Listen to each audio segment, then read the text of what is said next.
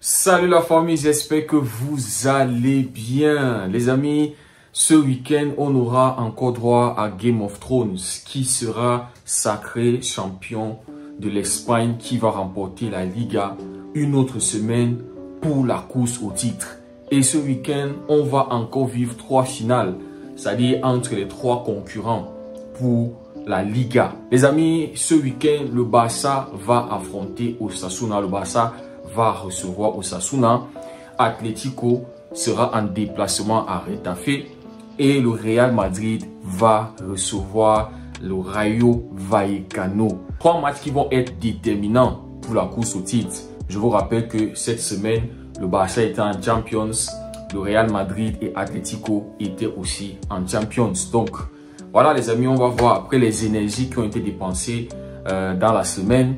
Voilà, est-ce que ça va jouer en défaveur? C'est-à-dire, chez qui ça va défavoriser cette semaine? C'est à voir. Les amis, avant de parler de tout cela, j'aimerais vous remercier pour votre soutien. Bientôt, nous serons à 10 000 abonnés, les amis. Voilà. Je ne sais pas si en faisant cette vidéo, déjà, c'est 10 000 parce que je n'ai pas vérifié. Mais quand j'ai vérifié le matin, voilà, quelques abonnés pour 10 000. Ça fait énormément plaisir ce parcours et tout ça, c'est grâce à vous. Merci énormément. Pour ceux qui découvrent la communauté, n'hésitez pas à vous abonner. Voilà, ça ne vous coûte absolument rien. Voilà, n'oubliez pas aussi de liker et de partager les contenus pour que la communauté puisse s'agrandir. Merci énormément. Donc, les amis, ce week-end, nous sommes en Liga. Le Barça, comme je vous disais, voilà, va commencer. Le Barça va jouer demain. Et c'est une bonne chose qu'on joue en premier. Les 3 dernières rencontres en Liga, le Barça avait joué après Atlético et le Real Madrid. Et on a vu que les 2 avant-derniers, le Barça avait joué avec beaucoup de pression. Et on n'était pas loin de soit faire match nul, soit voilà. C'était compliqué, la pression était énorme. Le week-end dernier, on avait reçu la Real Sociedad. Et à la 17e minute, Dani Olmo a éteint la lumière à Montjuic. Et on a pu massacrer la Real Sociedad. On a pu avoir notre revanche. La Real Sociedad faisait partie de ces clubs en Liga qu'on n'avait pas battu. Donc, le Barça a pu obtenir cette revanche-là, 4-0. Et ce week-end, le week-end dernier, était le week-end qui annonçait le mois hyper chargé, hyper électrique, hyper compliqué pour le Barça. Ce week-end, on a Osasuna. On n'a pas battu Osasuna cette saison. Les amis, avant de faire un flashback, on sait que le Barça cette semaine a joué face à Benfica. Un match qui a été compliqué. Un match où on a joué à 10 contre 11. On a vu Pedri. C'est-à-dire Pedri a été le joueur qui a couru le plus dans ce match. Le mec, il a complètement dominé le milieu de terrain. Tous les ballons passaient par Pedri. C'est-à-dire dès l'entame de match même déjà, on voyait que tout. Pedri touchait énormément de ballons. Après le carton rouge, De Jong et Pedri, ils ont géré le milieu de terrain. À 10 contre 11, il fallait défendre. Antiflick a dû sacrifier Olmo, sacrifier Lamine Yamal. Donc, on a dépensé pas mal d'énergie. Mais le point positif, c'est qu'on a pu recharger le moral en gagnant ce match. Dans la difficulté, on a pu gagner. C'est ça qui est hyper motivant pour cette équipe. En fait, pour nous, supporters du Barça, de voir que notre club aujourd'hui, l'état mental, elle a évolué. Parce que déjà à 10 contre 11, notre Barça, sur les anciens coachs, ça allait perdre. Ça allait se manger une humiliation. Mais les amis, grâce à cette victoire, le Barça reste le seul club des 5 grands championnats d'Europe à être invaincu en 2025. Le PSG qui s'est mangé un hold-up. Voilà, même si pour moi, c'était pas un hold-up. Parce que, les amis, j'ai vu cette photo sur X. Vous voyez derrière Mohamed Salah et Elliott, le tableau tactique. Je vous avais dit que Liverpool, c'était une stratégie qu'ils avaient mis en place. Ils avaient décidé de pratiquer du cholismo. Ils avaient décidé de ne pas jouer. Puisque c'est une équipe qui aime avoir le ballon. Liverpool a décidé de la laisser jouer. Et en 2 tirs, ils ont pu marquer un but. Ils ont mis en place une stratégie et elle a fonctionné. Ils ont gagné. À la fin de tout ça, on retient que le PSG a été nul. Donc, les amis, le PSG a perdu. Le Barça reste invaincu. Et les amis, ce week-end, le Barça a ce défi-là de continuer. Parce que les amis, grâce à cette victoire face à Benfica, Hansi Flick est entré dans le top 10 de l'histoire des coachs du Barça à avoir fait un certain nombre de matchs sans défaite. C'est actuellement 16 matchs sans défaite pour Hansi Flick. C'est-à-dire la dernière défaite date de décembre 21 face à Atlético. Et pour moi, les amis, Hansi Flick, comme vous pouvez le voir sur l'image, Hansi Flick doit viser la 5e place. Ça va être très compliqué. Prochain match, c'est face à Benfica. Et après ça, on aura Atlético.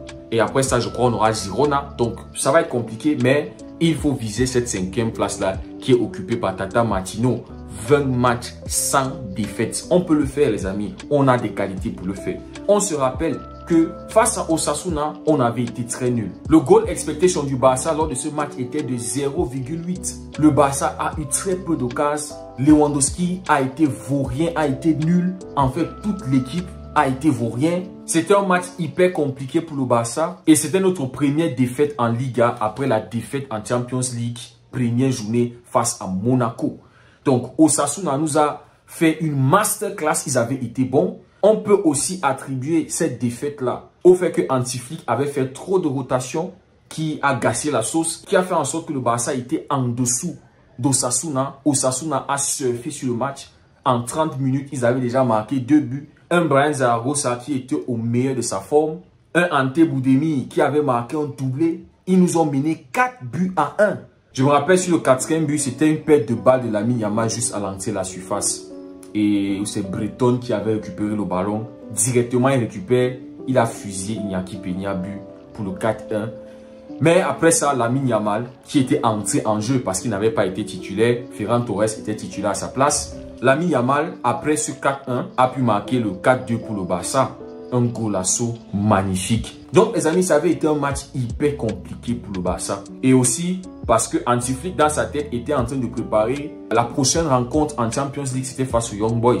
Le Barça avait déroulé, marqué 5 buts, avait dominé, on était à domicile. Je pense Lewandowski avait marqué un doublé, si je ne me trompe pas, un truc comme ça. Mais Lewandowski avait marqué après avoir été nul face à Osasuna. Mais bon, les amis, on a une revanche face à Osasuna. Ils sont actuellement 11e de la Liga. Lors de leurs 5 derniers matchs en championnat, c'est une seule victoire, 3 matchs nuls et une défaite. Donc, ils ne sont pas sur une bonne forme. Mais on sait que les gars, quand ils arrivent face au Barça, c'est là où ils veulent se montrer. Ils veulent montrer les Brian Zaragoza et tout ça là. Ils veulent montrer qu'ils savent trop jouer au football. Mais quand ils sont face à les Real, Atlético et tout ça là, ils se font manger. Moi, je ne sais pas. Donc, les amis, même si ça peut être un match piège pour le Barça, je pense que on a les qualités, on a les armes pour le faire. Surtout après cette magnifique victoire en semaine contre Benfica chez eux à 10 contre 11 dans la difficulté. Là, on sera 11 contre 11. Comment est-ce qu'on entame les matchs? Parce qu'on voit ça face à Benfica. Première 30 secondes du match, Tech avait déjà fait un arrêt. C'est-à-dire l'entame de match. C'est un aspect sur lequel il faut absolument travailler. Et on avait encaissé face à Osasuna dans les premières 17 minutes du match. Premier but arrivé à la 17e minute. Deuxième but est venu à la 27e, 28e minute. L'entame de match du Barça. Il faut absolument corriger ça pour s'éviter les problèmes dans les grands échéances, dans les grands matchs qui sont devant nous. On espère que les gars, ils vont pouvoir maîtriser ce match. Ils vont avoir la même mise sur le match. Parce qu'il faut gagner pour mettre la pression sur Atlético et le Real Madrid qui vont jouer après. C'est-à-dire qu'ils vont jouer dimanche. Donc les amis, puisque Lamine Yamal, Olmo ont été sacrifiés face à Benfica, je pense qu'ils vont être titulaires. Parlant un peu du 11 entrant, est-ce qu'il doit y avoir des rotations? Je pense que oui, on peut faire des rotations. Parce que voilà, il y a certains joueurs qui sont en train de montrer une certaine évolution. Et je pense qu'ils peuvent se gérer face à Osasuna, vu aussi qu'on est à domicile. Donc Olmo, pour moi, doit être titulaire parce qu'il n'a pas joué. Directement après le carton rouge, il est sorti. C'était à la 20e, quelque chose comme ça, 20e, 22e, 23e minute. Donc, il n'a pas vraiment joué. Donc, ça fait qu'il a eu un temps de repos. Et certainement, il va vouloir se venger pour ce carton rouge-là. C'est vrai que le carton rouge était mérité. Je pense qu'il va vouloir faire un bon match demain soir. Donc, Olmo titulaire, Lamine Yamal aussi, qui a dû sortir et qui n'a pas fait un bon match. Son match était plutôt très timide, hein. Voilà, on ne l'a pas beaucoup vu lors de cette rencontre-là aussi. Le carton rouge, il fallait défendre et tout. Hansi Flick l'a fait sortir pour faire entrer Ferran Torres. Déjà en attaque, Lewandowski, puisque on est en train de chasser le Pichichi. Je pense qu'il va être titulaire. À côté de lui, Lamine Yamal. Et pourquoi pas, pour les accompagner, Fermin Lopez ou Ferran Torres, histoire de reposer Rafinha. Parce que, les gars, ça se voit. Au fur et à mesure, on voit que voilà, Rafinha a un peu moins de fraîcheur qu'avant. Même s'il est toujours dans ses pressings et tout. Je pense qu'on peut le reposer pour ce match. Peut-être qu'il peut entrer en deuxième mi-temps. Je pense qu'on peut lancer un Ferran Torres ou un Fermin Lopez pour ce match. Et puis au milieu de terrain, Pedri l'incontournable. L'incontournable vraiment pour contrôler le milieu de terrain. Je vais aller avec Pedri, Olmo et Casado. Parce que Casado aussi n'avait pas été titulaire face à Benfica. Il est entré en deuxième mi-temps. Je pense que sur ce match-là, il peut être titulaire pour permettre à Frenkie de Jong de souffler. Parce que je pense que Frenkie de Jong va être encore titulaire pour le prochain match. Ça sera mardi. Je pense qu'on peut faire souffler de Jong et faire entrer Casado. Koubassi doit être titulaire puisqu'il ne va pas jouer au match retour avec le carton rouge. Koubassi et je suis allé avec Eric Garcia. Voilà, pour la ligne du hors-jeu et tout ça. On a vu comment Osasuna a pu battre notre ligne de... Voilà, notre ligne haute. Notre ligne haute ne laisse à poser aucun problème. Avec un Brian Zaragoza qui allait très vite, qui a perturbé énormément Koundé. En fait, il a vraiment profité des espaces qu'il y avait dans le dos de notre défense et il a marqué un magnifique but. Sur son but, il avait éliminé Peña pour marquer. Donc voilà les amis, je vais aller avec Casado et Eric Garcia. Aussi pour reposer Inigo Martinez. Aussi voilà le grand match qu'il a fait face à Benfica. Et la faute aussi qu'il avait subie. Donc, il va être titulaire lors du prochain match. Donc, on peut le reposer. Un autre joueur que je vais reposer, c'est Baldé. Puisqu'il va être titulaire encore face à Benfica. Je pense que Gerard Martin est en train de montrer beaucoup de progrès. Et selon Sport, Gerard Martin va certainement être titulaire pour permettre à Baldé de se reposer. Donc, Gerard Martin, il montre beaucoup de progrès. Même dans ses 1 contre 1 défense, il est rassurant. Et même offensivement, voilà, on a vu son magnifique but face à la Real Sociedad pour ouvrir le score. Donc voilà, Tech dans les goals bien sûr, Koundé de l'autre côté pour essayer de gérer Brian Zaragoza. Voilà les amis, voilà mon 11 entrant. Je ne sais pas ce que vous en pensez. Si vous voulez donner votre 11, vous le savez, la tribune des abonnés, c'est là pour vous. Pour m'envoyer votre vidéo sur Instagram. Merci énormément. Et puis les amis, après ce match, on aura Retafe Atlético Madrid. Actuellement, Atlético est 2e et Retafe 14e. Atlético Madrid, c'est 2 victoires et 3 matchs nuls. Leur dernier match en championnat, c'était face à Bilbao. Ils avaient gagné 1-0 avec un Julián Alvarez qui est en grande forme, qui est en confiance, qui marque, qui fait des passes D. Et Retafe, actuellement, c'est 2 victoires, 2 défaites, 1 match nul. Donc, Atlético va être à l'extérieur. Voilà, lors des 2 dernières rencontres, Atlético et Retafe, Atlético les a marqués 6 sans que Retafe ne marque un seul but. Donc, je ne serais pas surpris d'une victoire d'Atlético, même si c'est à l'extérieur. En Copa del Rey, c'est Atlético qui les a éliminés en marquant 5 buts. En championnat, lors de leur dernière rencontre, c'est-à-dire quand Retafe s'est déplacé au Metropolitano, voilà, le match s'est soldé par un 1-0. Mais je pense que Atlético est sur une bonne dynamique, malgré le fait qu'ils ont perdu face au Real. Pour moi, j'ai toujours dit que voilà, eux, ils pouvaient gagner ce match s'ils avaient décidé de jouer. Parce qu'on les a vus quand ils ont joué après le premier but encaissé de Rodrigo. Ils ont commencé à jouer et ils ont mis le Real Madrid en difficulté. Pourquoi est-ce qu'ils n'ont pas continué à jouer comme ça? Voilà, ils se sont mangés une défaite, ce n'est que logique. Avec le Real Madrid, ils n'ont pas besoin de briller 90 minutes. Le Real n'a pas besoin de contrôler un match du début jusqu'à la fin. Ils ont leur moment dans le match où ils brillent. Face à Atlético, ils ont bien commencé les premiers 10 minutes. Ils ont mis Atlético mal à l'aise. Rodrigo a ouvert le score. Et puis après ça, disparition totale. Deuxième mi-temps, ils sont entrés. Ils ont essayé de jouer. Et puis le but de Brahim Diaz est arrivé dans les dernières minutes du match. Le 2-1 pour le Real. Parce que quoi, Atlético, dans leur tête, ils voulaient prendre le match nul. Parce que s'ils avaient continué à jouer, ils pouvaient gagner ce match. Donc voilà, je ne serais pas surpris d'une victoire d'Atlético face à Retafe. Retafe, c'est l'un des clubs détestables de la Liga. Donc, si on peut contribuer tous, si on peut unir nos forces à les reléguer en deuxième division, pourquoi pas. Donc, et les amis, après ça, parce que Atlético va jouer à 14 h et quelques minutes après ce match, le Real va jouer à 16h15. Le Real va recevoir le Rayo Vallecano. Lors de leur dernière confrontation, ça s'est soldé par un match nul. 3 buts partout. C'est-à-dire ce match nous a donné 6 buts. Donc, ça promet d'être un autre match très électrique. Là, ça va se passer à Santiago Bernabéu. Le Real Madrid en championnat, c'est une seule victoire lors des 5 derniers matchs. 2 défaites, 2 matchs nuls. Rayo Vallecano, 2 victoires, 2 défaites, 1 match nul. Les amis, ça promet d'être un très costaud match. En semaine, on a vu un Real Madrid, franchement, qui a été nul face à Atlético. On avait Mbappé et Vinicius qui ont été nuls à chier, qui nous ont pondu un match catastrophique. On ne sait pas, peut-être ce week-end, ils vont essayer de se racheter face au Rayo Vallecano. Mais les amis, cette saison, nous sommes en train de vivre une saison catastrophique de Vinicius. Après la promesse de faire 10 fois plus pour le Ballon d'Or, il est en train de faire 10 fois moins.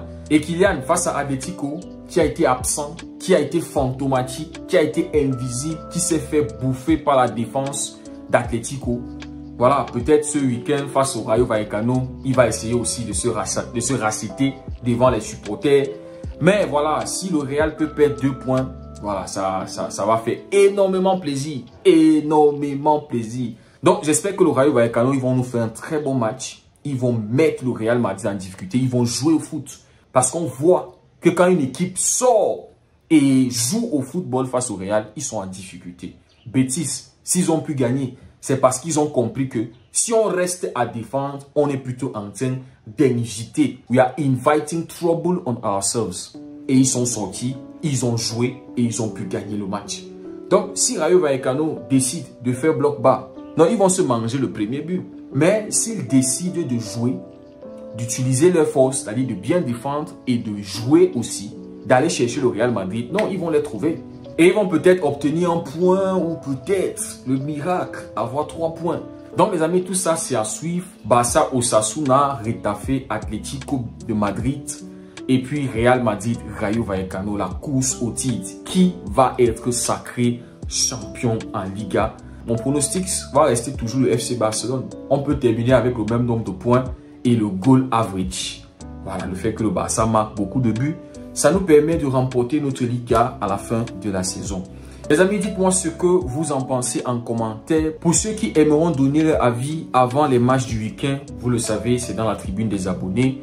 Vous faites une vidéo d'1 minute, vous m'envoyez sur Instagram. Je serai ravi d'avoir vos vidéos et je vais les publier sur la chaîne. Merci à Jean-Luc qui est actif, membre fidèle de la chaîne. Ça fait énormément plaisir. Dites-moi ce que vous en pensez en commentaire. Si le contenu vous a plu, n'oubliez pas de liker, de partager et de vous abonner. On se dit à très bientôt les amis. Prenez tout soin de vous et que Dieu vous bénisse.